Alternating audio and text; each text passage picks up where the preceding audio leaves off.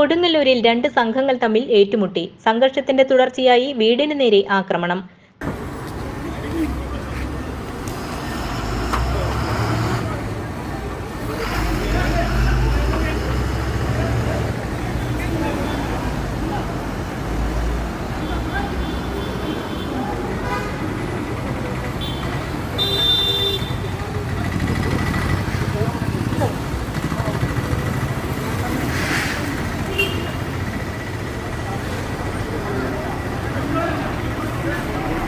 ചന്തപുരിയിൽ park റെസിഡൻസിക്ക് മുന്നിൽ ബുധനാഴ്ച രാത്രിയിലാണ് സംഘടനമുണ്ടായത്.